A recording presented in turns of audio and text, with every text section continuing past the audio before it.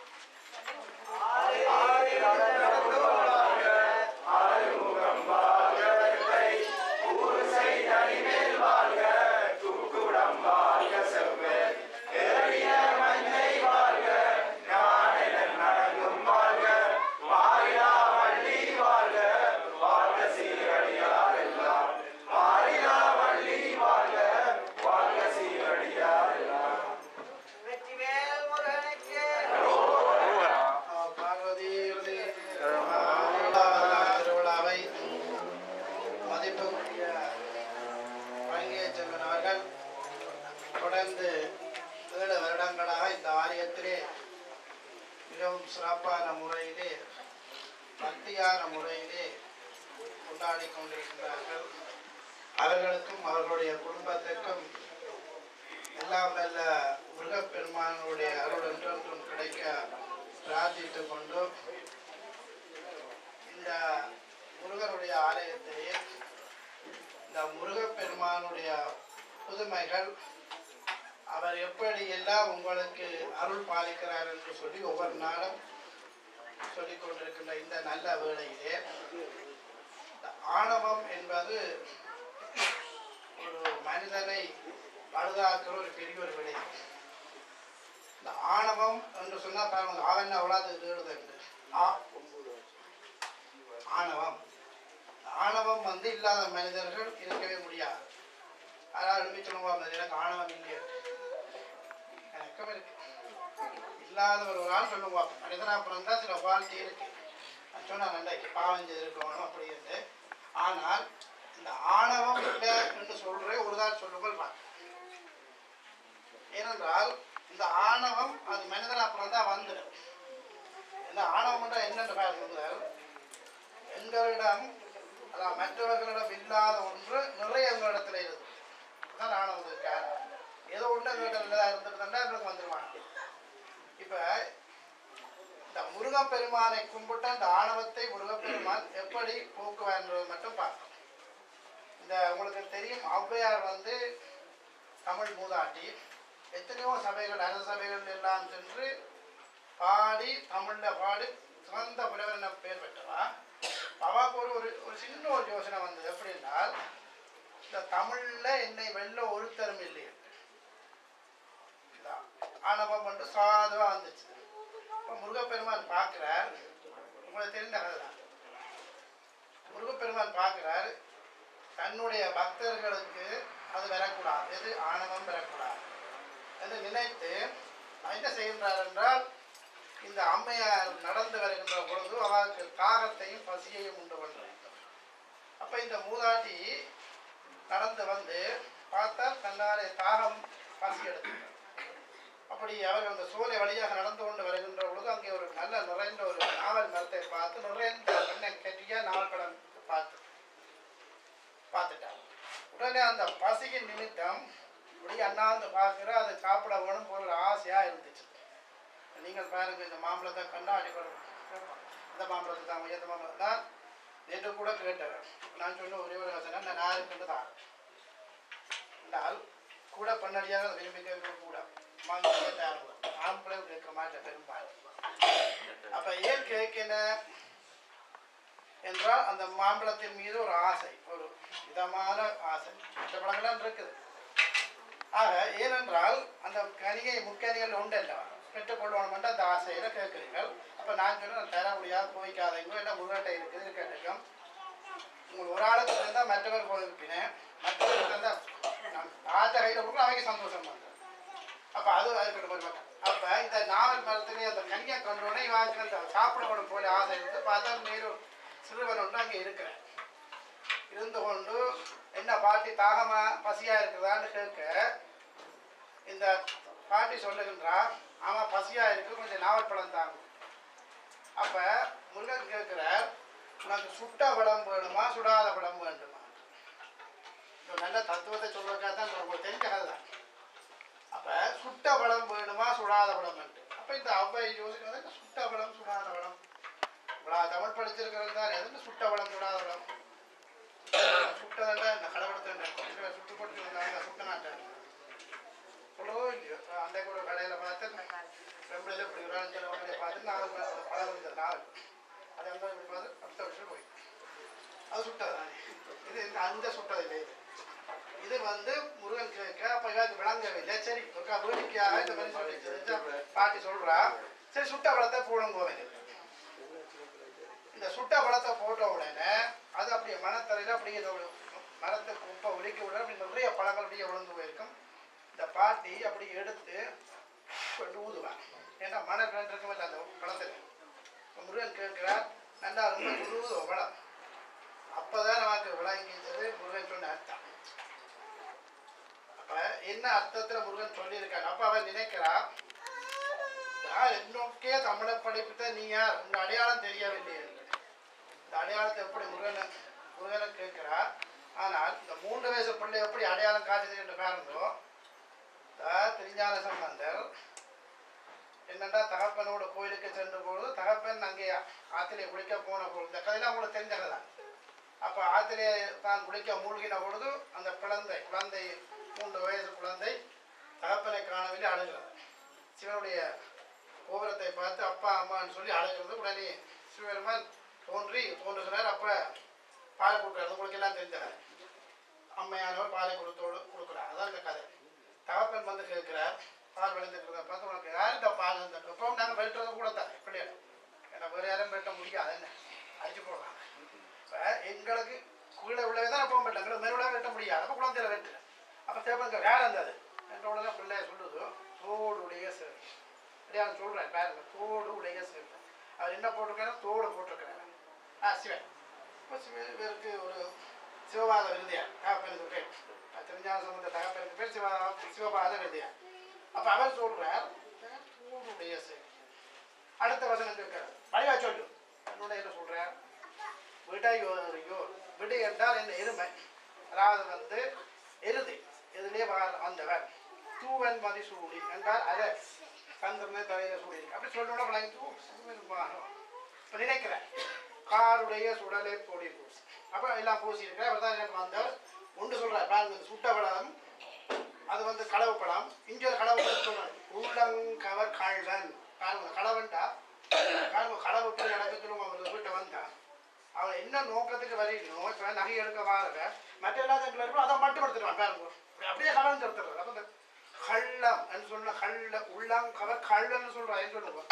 அந்த சிவபெருமான் தந்த உள்ளத்தை அப்படியே கவர்ந்துட்டார். உள்ளம் 3 வயசு பிள்ளை படிக்கிறது பாருங்க. இதெல்லாம் நான் PhD படித்தது இல்லை. சிவனை கண்ட உடனே படித்தது. அவ்வளோதான் உண்மை. அப்போ அவருக்கு விளங்கிடு சந்தோஷம். இந்த பிள்ளைக்கு வந்த சிவபெருமான் மாதவியை தான் வந்து அது ஒரு கேட்டோம். அப்போ அதே போல் இந்த அடையாளம் இதே நீங்கள் கேட்பீங்க. இந்த புரஸ்காரம் படித்தா கேட்பீங்க. அந்த கிழவனை என்ன போட்டிருந்தது, என்ன உடுப்பு போட்டிருந்தான், எந்த உடுப்பு போட்டிருந்தா, அப்படி இப்படின்னு நிறைய கேள்வி கேட்பீங்க. அப்போ கேட்க ஒரு இங்கே வந்து நான் சொன்ன கதையை சொல்லிட்டு டக்குன்னு முடிக்கிறேன். அப்போ ஐயா அவங்க புரஸ்காரம் கேட்குற கேள்விக்கு நான் பதில் சொல்ல முடியல. என்ன உடுப்பு போட்டிருந்தாலும் முடி போட்டாரோ அப்படி தான். பின்ன கடைசியாக பார்த்தேன் அங்கே அடையாளம் சொல்ல முடியல. கடைசியாக சொன்னார் முகமூடி போட்டிருக்கேன். திருப்பி கேட்டால் அப்போ முகமூடி என்ன என்ன மாதிரி முகமூடி போட்டிருக்கேன். அப்போ தான் பார்த்தாராம் இந்த அபாயத்தில் ஒரு மிருகத்தின். அப்போ எந்த மிருகத்தின் இதை போட்டிருக்கான். இப்படியே கேள்வி கேட்டு கொண்டு போய் 2 கிழமை கழிச்சு தான் ஃபோன் பண்ணி கேட்டார். அப்போ கேள்வி கண்டுபிடிச்சிட்டு இல்லை நாங்கள் எதுவும் கண்டுபிடிக்கிறேன்னு சொல்கிறதுக்கு கூட கேள்வி கொண்டு கேட்டாங்க. அது மாதிரி இந்த அடையாளம் நீங்களும் என்ன செய்ய சொல்லுங்க. அப்போ இந்த குழந்தைகளை கண்டுட்டு குழந்தைகளை செய்ய யாரும் கண்டோன்னா டொபியை தூக்கி கொடுத்துட்டாங்க. இங்கே தெரிஞ்சு இருக்கேன். எப்படி என்று சொன்னால் குழந்தைகளை கண்டோன்னா வயசு மூத்தவர்கள் அந்த டொபியை அல்லது அப்படி தான் கொடுத்துருக்கேன். கொடுத்த உடனே இந்த குழந்தை வேண்டிட்டோன்னே தாப்பன் தாக்கி இந்த சாக்லேட் பண்ணோன்னா கண்டுட்டு தாய் கண்டுட்டு வேறு வந்தது இந்த வெறுக்கிறது உண்மை. அப்போ அந்த பிள்ளை சிம்பிள் அது பாட்டுத்தான் பாடலாம். தெரிஞ்சான சம்பந்தம் இந்த பிள்ளை என்ன செஞ்சு ஐபாட்டில் எடுத்து காட்டுச்சு. யார் இருந்தது ஐபாட்டில் எடுத்து இந்த மாமா தான் தந்து எடுத்து போட்டு வீட்டை உண்டே காட்டுச்சு. எப்படி இந்த பழம் தந்ததா அம்மா தானமே எனக்கு இந்த பழம் தந்தது. இந்த மாமாவா என்ற உடனே அவருக்கு சந்தோஷம். தெரிஞ்ச மாமா. இந்த பக்கத்தில் அப்பா பார்த்து கொண்டு இவரை உனக்கு தெரியுமா பார்வை பார்த்தார ஒரு அம்மா அடங்கிட்டான். ஏன் நான் சொன்ன அடையாளம். அப்ப இந்த சிவபெருமான காத்து இந்த முருகப்பெருமான் மரத்துல நிற்கிறார். அப்போது இந்த அவை கேட்கிறேன், யாரப்பா நீ எனக்கு அடையாளம் தெரியவில்லையே, என்னுடைய தமிழுக்கு நீ ஒரு தமிழை கற்பித்தீங்க. அதாவது சொல்லுவேன் என்ன, கருங்காலிக்கு நாணாத கூட திரு வாழைத்தண்டுக்கு நாணிச்சான். பழைய பழமொழி சொல்றேன். என்னன்னு கேட்டால் நல்ல கருங்காலி மரம் தெரிந்தானே வைரமான மரத்தை கூடாரியில வெட்டலாம். ஆனால் வாழை மரத்தை கொண்டு வெட்டல, அவனா குட்டியை வெட்ட மாட்டேன் கூடாரியில். அப்போ தான் ஒரு பெரிய புலமைக்கு தானத்தை சொல்கிறான். இந்த பெரிய புலமைக்கு யாரப்பா இந்த சின்ன சிறுவனுக்கு பாடம் புகட்டினான் என்று கேட்க உடனே முருகன் தந்த சுயரூபத்தை காட்டின உடனே அந்த அவன் ஆணவம் எல்லாம் போயிட்டான்.